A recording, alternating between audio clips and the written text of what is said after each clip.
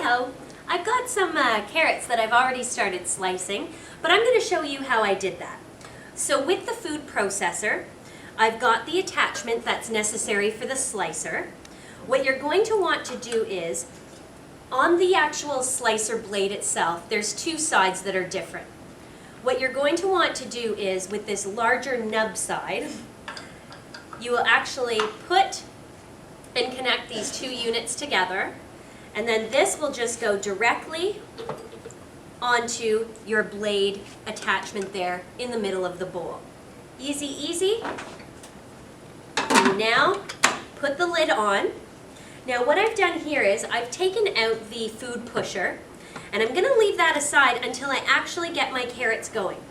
This here, as opposed to the actual grating that we did with the other style of coleslaw that we had featured in the last segment, this will actually slice the produce. So while you may not necessarily want to be sampling these particular items, make sure that with your carrots and your cabbage you have ample leftovers so that you can just actually demonstrate the produce being chopped and diced. So here what I'm going to do is, just to show you how I did that, with that extra wide mouth feed tube, I'm going to take my carrot, goes right in there, and then make sure that you have your food pusher handy because you're going to need it in just a second.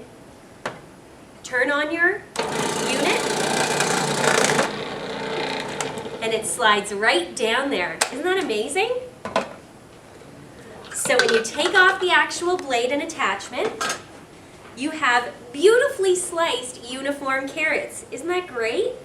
So that definitely cuts down on prep time for your different recipes, and you could then eat these as is in a salad. You could definitely steam them or prepare them for a stir fry. So definitely change up the attachments so that you can show the functionality of the actual produce being sliced, chopped, grated, and that way your customers can see the difference. So again, in your training manual, the actual recipe is very simple. As I said, it's just the carrots and the coleslaw together with a little bit of your dressing on it there, and you can sample that to your consumers and they'll love it, especially seeing you actually prep the produce.